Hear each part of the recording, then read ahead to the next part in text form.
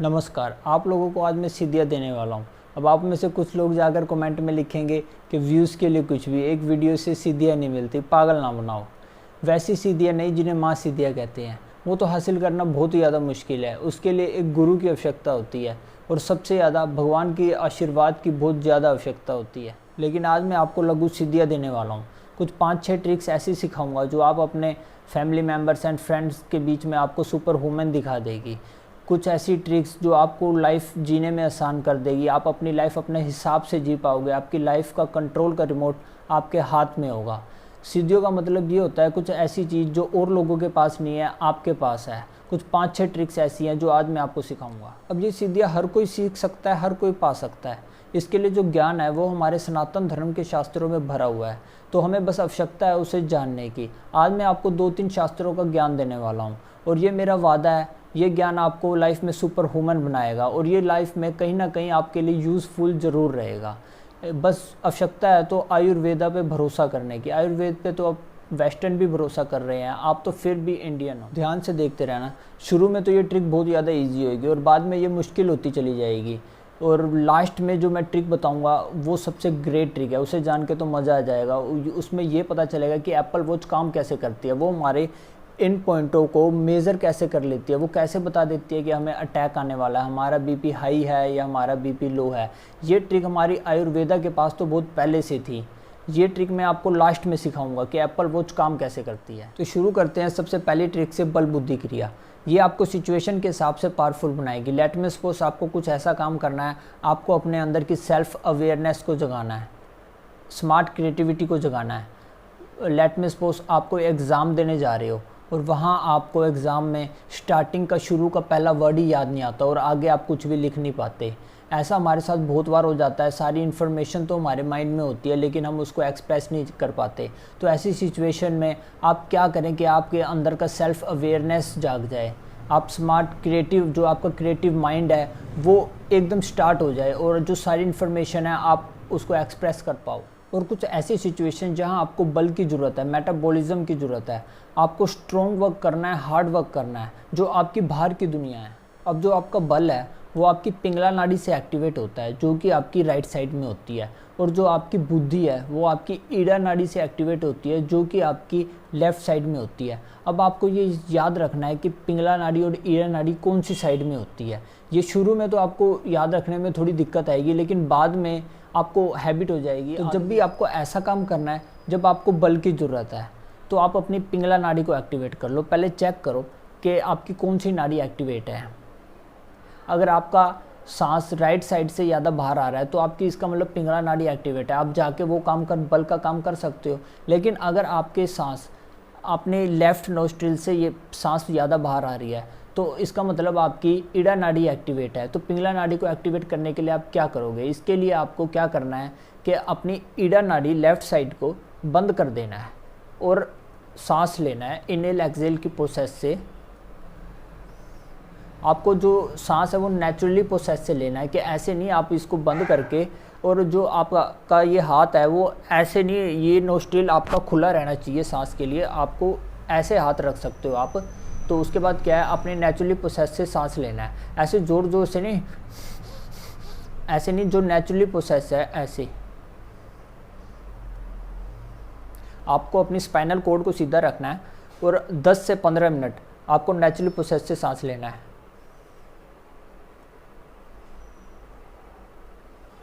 10 से 15 मिनट बाद आप देखोगे कि आपकी जो पिंगला नाड़ी है वो एक्टिवेट हो जाएगी। जो सांस है वो इस राइट साइड से आपकी बाहर आनी शुरू हो जाएगी और आपकी पिंगला नाड़ी एक्टिवेट हो जाएगी। अब आप जाके वो बल का काम कर सकते हो। अगर आपको कुछ क्रिएटिव या माइंड वाला वर्क करना है तो आपको अपनी ईड़ा नाड़ी को एक्टिवेट करने की ज़रूरत है। तो आप ये सेम प्रोसेस से चेक कर सकते हो कि आपकी कौन सी नाड़ी एक्टिवेट है। अगर आपकी लेफ़्ट साइड की नाड़ी एक्टिवेट है तो आप माइंड का वर्क कर सकते हो। आपको जैसे कोई एग्ज़ाम देने जाना है या कहीं पार्टी में जाना है, आपको कुछ लोगों के नाम याद करने हैं, आपको दिमाग वाला काम करना है, तो आपको ईड़ा नाड़ी को एक्टिवेट करके जाओगे तो आपको फ़र्क नज़र आएगा।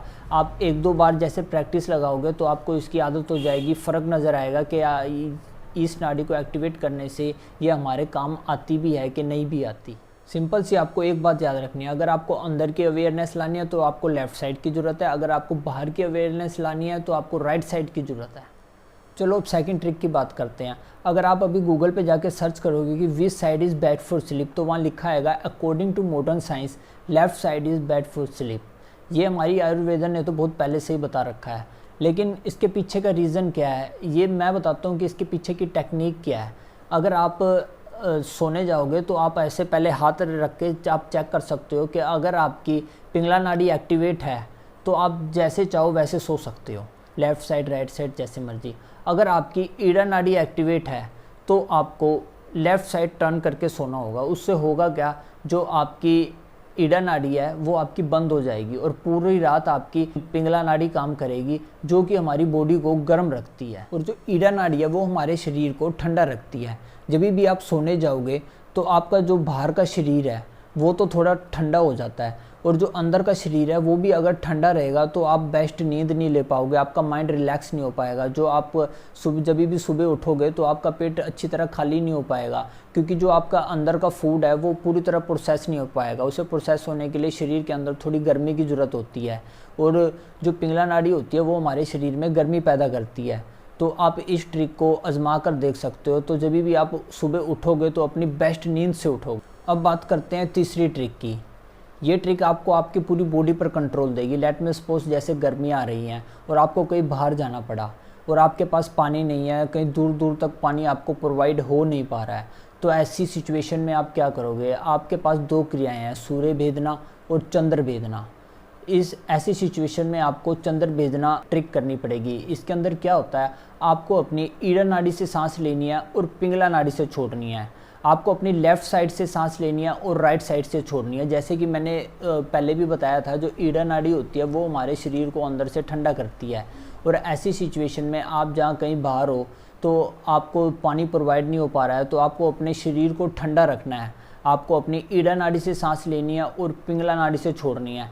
ऐसी सिचुएशन में आपको जो शरीर है वो अंदर से ठंडा हो जाएगा और आपको प्यास कम लगेगी। लेट में सपोज आपको सर्दी जुकाम है, अंदर से ठंड लगी हुई है, आप बिना दवाइयों के खुद से क्योर होना चाहते हो, खुद से ठीक होना चाहते हो।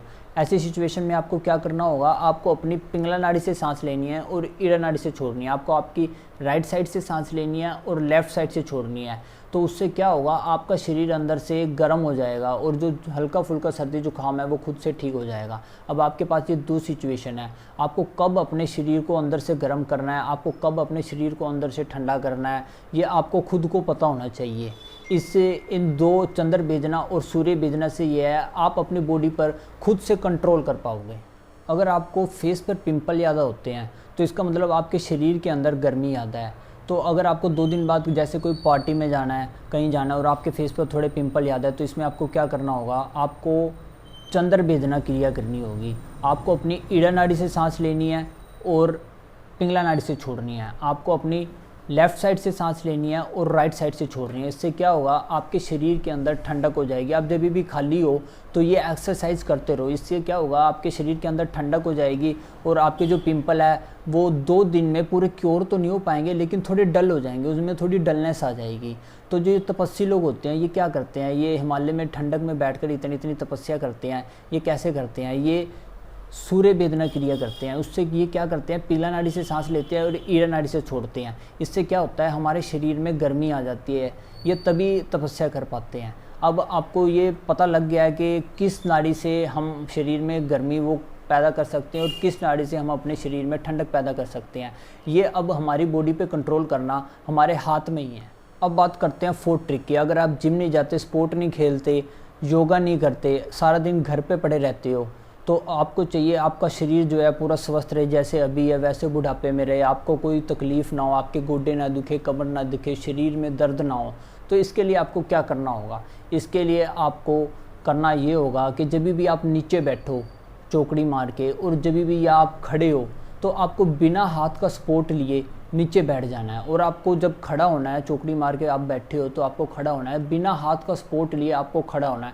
अगर आप ऐसा कर पा रहे हो तो इसका मतलब आपकी बॉडी अभी पूरी फिट है, और अगर आप ऐसा अभी नहीं कर पा रहे हो तो इसका मतलब अभी कुछ तकलीफ़ है, तो उसके लिए आपको क्या करना होगा, रोज़ ऐसे प्रैक्टिस करनी होगी। ये अपनी आदत में ही बना लो कि जब भी आप बैठो या खड़े हो तो बिना हाथ का सपोर्ट लिए आप बैठो, बिना हाथ का सपोर्ट लिए आप खड़े हो। इससे क्या होगा, आपकी जो बॉडी है वो पूरी फिट रहेगी। ये हठ योगा का एक बहुत बड़ा पार्ट है। 1 वीक में ये आप एक्सरसाइज अगर लगातार करते रहोगे, 1 वीक में ही आपको अपनी बॉडी में फ़र्क नज़र आना शुरू हो जाएगा। अब बात करते हैं सबसे लास्ट ट्रिक जिसका आपको बेसब्री से इंतज़ार था। अब आपको इसमें करना क्या होगा, आपको अपना हाथ लेना है, हाथ को बिल्कुल जी जैसे ये हाथ है ना, हाथ के थोड़ी सी पीछे एक हड्डी होती है, बिल्कुल इस हड्डी के थोड़ी सी पीछे और थोड़ा नीचे आपको अपना हाथ इस प्रकार रखना है। और जो अंगूठा है, अंगूठे को इस तरह से यहाँ प्रेशर देना है। आपको जब यहाँ थोड़ा प्रेशर क्रिएट करोगे, उसके बाद प्रेशर इस हाथ को बिल्कुल हल्का छोड़ देना है। और इस हाथ से जब आप थोड़ा प्रेशर क्रिएट करोगे और जब अंगूठे से प्रेशर थोड़ा लूज़ करोगे तो आपको यहाँ पे इन नर्व्स में हार्ट बीट फील होगी। तो वो आपको चेक करनी है कि भाई इसको थोड़ा आराम से, आपको एकदम आपको पता नहीं चलेगी, आपको आंखें बंद करके ये गौर करना होगा कि भाई जो आपकी पहली नस होएगी, पहली नस के अंदर जैसे कोबरा सांप चलता है ना, ऐसे वो चलती नज़र आएगी। और जो आपकी दूसरी नस होएगी उसके अंदर आपको जैसे डक पानी में तैरती है ना, वैसे आपको नज़र आएगा कि ऐसे थोड़ी स्लो में थोड़ा जैसे तैरते हैं वैसा नज़र आएगा। और जो आपकी तीसरी नस होएगी, तीसरी नस के अंदर आपको जैसे मेंढक कूद के चलता है ना, डबक डबक डबक डबक डबक डबक, वैसे आपको तीसरी नस में फील होएगा। ये आपको एकदम पता नहीं चलेगा। इसके लिए आपको क्या करना होगा, थोड़ा हाथ रख के उसके बाद आराम से गौर करना होगा कि फिर आपको ये प्रैक्टिस से आपको ये पता चलेगा। अगर आपकी बॉडी पूरी फिट है, ये आपको तभी महसूस होंगे। अगर आपकी बॉडी में अगर थोड़ा बहुत तो कुछ फ़र्क है, जैसे आपके जो 3 दोष होते हैं, वात, पित्त और कल्प, ये दोष अगर जैसे वात बढ़ा हुआ है या आपका कल्प दोष आगे निकला हुआ है, तो आपको ये तीनों में से हो सकता है एक आधी नब्ज़ फील भी ना हो। तो इसके लिए आपको करना क्या होगा, बस कुछ नहीं करना, आपको थोड़ा मेडिटेशन करना होगा, थोड़ा योगा करना होगा, जिससे क्या होगा, ये 1 हफ्ते में ही दोबारा ये सेट हो जाते हैं। अगर मतलब कहने का मतलब ये है, अगर ये तीनों आपको फील हो रहे हैं तो इसका मतलब आपकी बॉडी पूरी फिट है। और अगर तीनों में से आपको एक आधी फील हो रही है, बाकी 2 फील नहीं हो रही, 2 फील हो रही है, 1 फील नहीं हो रही, इसका मतलब आपकी बॉडी में कोई ना कोई हलचल है जिसकी वजह से ये तीनों अभी सेट नहीं है। तो आपको बस थोड़ा योगा करना है, मेडिटेशन करना है, उसके बाद क्या होगा, ये तीनों अपनी जगह पूरी सेटिंग में आ जाएंगे। जो हमारी एप्पल वॉच होती है वो भी इन्हीं पल्स पे काम करती है। वो मेज़रमेंट करती रहती है कि कौन सी पल्स ठीक चल रही है, कौन सी पल्स ख़राब चल रही है। एप्पल वॉच के नीचे ना सेंसर लगे होते हैं, वो सेंसर यही पल्स की मेज़रमेंट करते रहते हैं कि इस पल्स से कौन बीपी हाई होगा, इस पल्स से बीपी लो होगा, इस पल्स से अटैक की संभावनाएं हैं। वो इन्हीं मेज़रमेंट के थ्रू आपको ये अंदाजे से अंदर प्रोग्रामिंग फीड होती है, अंदाजे से आपको बताती है कि आपकी बॉडी में भाई ये गड़बड़ है, तो आप ये योगा कर लो, इससे क्या होगा, ठीक हो जाएगा। तो गैस, आपको ये सारी जानकारी जानकर कैसा लगा कमेंट सेक्शन में ज़रूर बताना। और इसी तरह के वीडियोस के लिए मेरे इस चैनल को सब्सक्राइब और इस वीडियो को लाइक ज़रूर कर देना।